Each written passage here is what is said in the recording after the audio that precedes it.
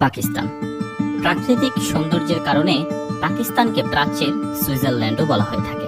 ইংল্যান্ডের রানী এলিজাবেথ পাকিস্তানের প্রাকৃতিক সৌন্দর্যে এতটাই বিমোহিত হয়েছিলেন যে তিনি পাকিস্তানকে প্রাচ্যের সুইজারল্যান্ড নামে অবহিত করেন।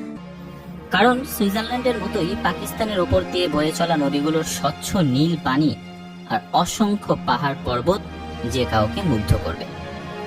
নতুন হয়ে থাকলে চ্যানেলটি সাবস্ক্রাইব করার অনুরোধ রইল। পাকিস্তানের পুরো নাম Islamic Republic of Pakistan.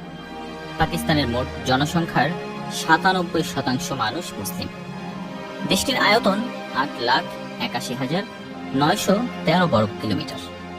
Pakistan সেনাবাহিনীকে বিশ্বের ৬ নম্বর শক্তিশালী সেনাবাহিনী বিবেচনা করা হয়। দেশটির সেনা সংখ্যা ৬,৫০,০০০-এরও বেশি। এছাড়া পাকিস্তানের সেনাবাহিনীতে পৃথিবীর সবচেয়ে বেশি মহিলা আর্মি আছে।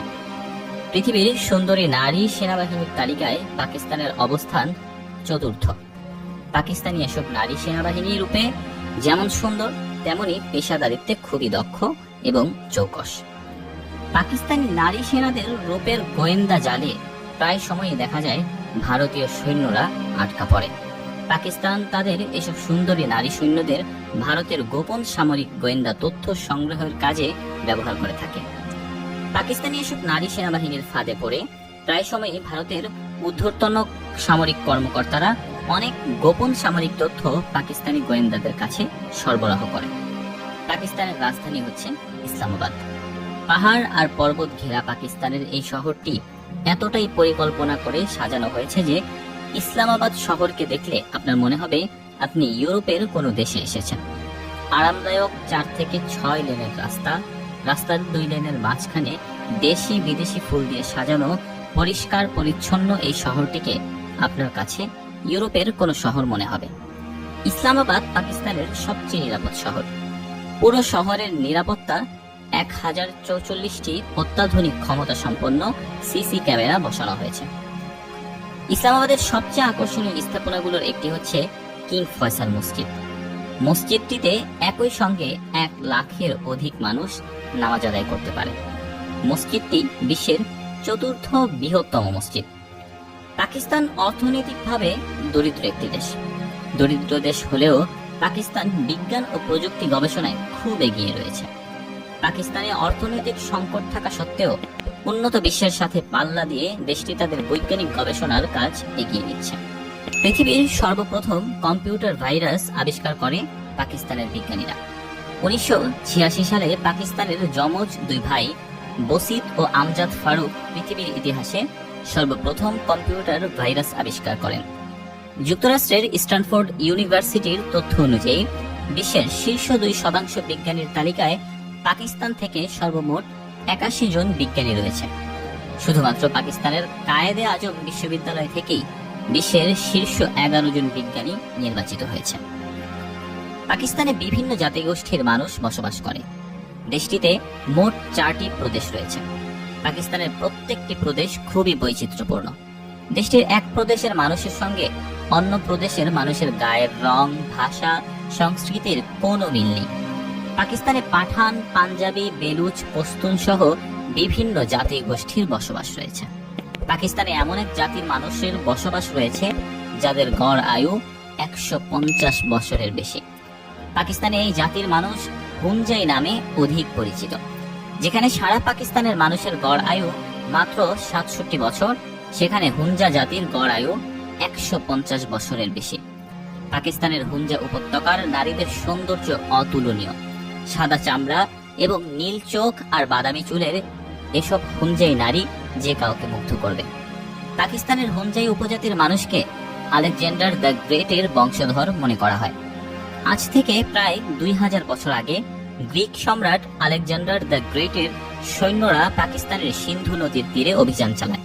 তখন এসব সৈন্যদের উল্লেখযোগ্য একটা অংশ পাকিস্তানে থেকে যায়। তাদেরকে বর্তমানে হুনজাই সম্প্রদায় বলা হয়ে থাকে। পাকিস্তানের এই হুনজা উপজাতির ৯৫% মানুষ মুসলিম। হুনজা সম্প্রদায়ের পুরুষ ও নারীরা যেমন সুন্দর তেমনি খুব শক্তিশালী হয়ে থাকে। ৭০ থেকে ৮০ বছর বয়সে হুনজাই সম্প্রদায়ের নারীদের মা হওয়া এখানে স্বাভাবিক বিষয়। এমনকি একজন 90 বছরের পুরুষও সেখানে বাবা হওয়ার ক্ষমতা রাখেন। যদি আপনি কখনো পাকিস্তানে ভ্রমণ করতে যান, তাহলে অন্তত একবার হলেও হুঞ্জে উপত্যকা ঘুরে দেখবেন। হুঞ্জে উপত্যকার নারীদের নিয়ে পাকিস্তানে একটা কথা প্রচলিত আছে, হুঞ্জে সম্প্রদায়ের নারীরা চির যৌবনা, এদের গায়ের চামড়ায় কখনো বয়সের চাপ পড়ে না। রাস্তা দিয়ে হাঁটার সময় আপনি যদি কখনো হুঞ্জা সম্প্রদায়ের মা এবং মেয়েকে একসাথে রাস্তায় দেখেন, তাহলে আপনি নিশ্চিত কনফিউশনে পড়ে যাবেন, কারণ মা ও মেয়ের বয়সের পার্থক্য আপনি কখনোই ধরতে পারবেন না। হুঞ্জা উপত্যকায় একজন 70 বছরের বৃদ্ধাকেও এখনো 16 বছরের টকবগে তরুণী মনে হবে। পাকিস্তানের হুঞ্জা উপত্যকার সৌন্দর্য অতুলনীয়। হুঞ্জা ভ্যালি যে কোনো প্রকৃতি প্রেমীর কাছে লোভনীয়। পাকিস্তানের হুঞ্জা উপত্যকার মানুষের এত বছর বাঁচার মূল রহস্য খুঁজতে ইংল্যান্ডের বিজ্ঞানীরা বেশ কয়েকটি গবেষণা চালিয়েছেন। ইংল্যান্ডের বিজ্ঞানীদের গবেষণায় হুঞ্জা উপজাতির মানুষদের বেশি বছর বাঁচার বেশ কিছু গুরুত্বপূর্ণ রহস্য তারা উদ্ঘাটন করেছে। হুঞ্জা উপজাতি কোনো কিছু নিয়েই দুশ্চিন্তা করে না। ডিপ্রেশন, মানসিক অবসাদ, চাপ এগুলো তাদের সহজাত প্রবৃত্তিতে নেই বললেই চলে। সব বয়সের নারী পুরুষই সূর্যোদয় হতে শুরু করে সূর্যাস্ত পর্যন্ত পরিশ্রম করে কাটান। একজন 80 বছরের হুঞ্জা বৃদ্ধের কাছে দৈনিক 10-15 কিলোমিটার পাহাড়ি পথে হাঁটা দুধ ভাত, 40 কেজি শস্য বোঝাই বস্তা অনায়াসেই তারা ক্ষেত থেকে নিয়ে ফেরেন। হুঞ্জারা সারাদিনে মাত্র 2 বার খাবার খান, সূর্য ওঠার পরে একটা ভারী ব্রেকফাস্ট ও সূর্যাস্তের পরে হালকা ডিনার, এই শেষ। এর মাঝে হুঞ্জারা আর কোনো খাবার খান না। হুঞ্জা উপজাতিদের 95% জনগণই মুসলিম। তারা সব ধরনের ইসলামিক রীতিনীতি মেনে জীবন পরিচালনা করে, যা তাদের সুস্থ সবল জীবনযাপনের অন্যতম রহস্য। এছাড়া সবচেয়ে আশ্চর্যজনক ব্যাপার হলো হুঞ্জায় শিক্ষার হার 90%। যেখানে আমাদের শহরাঞ্চলের শিক্ষার হার 72%-এরও অনেক কম। তাই আপনি যদি এদেরকে ব্যাকডেটেড মনে করে থাকেন, তাহলে চরম ভুল করবেন। শিশুকাল থেকেই এই সম্প্রদায়ের মেয়েদের সৌন্দর্য বিকশিত হতে শুরু করে। তাদের অবিশ্বাস্য সৌন্দর্যের আরেক কারণ হলো শারীরিক ব্যায়াম। উপত্যকায় বাস করা এই হুঞ্জা সম্প্রদায়ের মানুষ নিয়মিত শ্বাসক্রিয়ার ব্যায়াম করে, যা তাদের চর্ম ও শরীরকে নানাভাবে উপকৃত করে। একটি কথা প্রচলিত আছে যে কাশ্মীরের নারীরা এই উপমহাদেশের সবচেয়ে সুন্দরী, কিন্তু মজার ব্যাপার হলো হুঞ্জা নারীদের সঙ্গে কাশ্মীরি নারীদের সৌন্দর্যের তুলনা করলে আপনি কনফিউশনে পড়ে যাবেন যে কারা আসলে বেশি সুন্দরী। এখানকার মেয়েরা খুবই লাজুক, সহজে অপরিচিত পুরুষ বা ক্যামেরার সামনে আসতে চায় না। হুঞ্জা নারীরাও কাশ্মীরিদের মতো মাথায় এক ধরনের টুপি পরে। হুঞ্জারা নিজেদের ভেতর বিবাহের মাধ্যমে বংশধারা অব্যাহত রাখে। হুঞ্জা সম্প্রদায়ের নারী পুরুষেরা পাকিস্তানের পাঞ্জাব, বেলুচ বা অন্য কোনো জাতির সাথে বিবাহ বন্ধনে আবদ্ধ হয় না, যার কারণে হুঞ্জা সম্প্রদায়ের মানুষের জিনগত বৈশিষ্ট্য এখনো অটুট রয়েছে।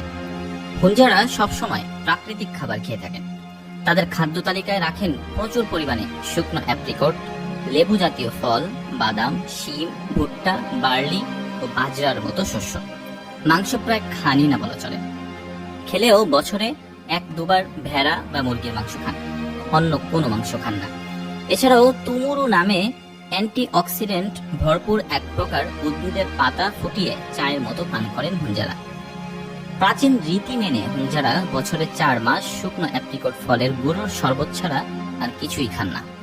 দুর্গম স্থানে বাস করার কারণে এবং বিভিন্ন কাজে প্রতিদিনই হুঞ্জাদের প্রায় 15 থেকে 20 কিলোমিটার হাঁটতে হয়। প্রয়োজনীয় খাদ্য ও সবজি হুঞ্জারা নিজেরাই উৎপাদন করেন। এছাড়া হুঞ্জারা সব কথাতেই হাসেন। হাসি, ঠাট্টা, তামাশা তাদের জীবনের অন্যতম অঙ্গ। গোমরা মুখের হুঞ্জাকে সম্প্রদায়ের মানুষ দেখতে পাওয়া বিরল ব্যাপার। বিভিন্ন উৎসবে হুঞ্জারা ঐতিহ্যবাহী পোশাক পরে নাচ গান করে। এখানকার প্রধান উৎসব হচ্ছে ঈদ উল ফিতর, ঈদ উল আজহা, ঈদে মিলাদুন্নবীর মতো বিভিন্ন ইসলামিক উৎসব। পাকিস্তান অর্থনৈতিক সংকট, সন্ত্রাসবাদ দিয়ে আন্তর্জাতিক গণমাধ্যমের শিরোনাম হলেও পাকিস্তানের বৈচিত্র্যপূর্ণ সংস্কৃতি, প্রাকৃতিক সৌন্দর্য এখনো অনেকের কাছে অজানা। তো বন্ধুরা, পাকিস্তান নিয়ে আজকে এ পর্যন্তই। পরবর্তী ভিডিওতে আপনি কোন দেশটি সম্পর্কে জানতে চান তা দ্রুত আমাদের কমেন্ট বক্সে জানিয়ে দিন। দেখা হবে পরবর্তী কোনো ভিডিওতে। সে পর্যন্ত ভালো থাকুন, সুস্থ থাকুন। আল্লাহ হাফেজ।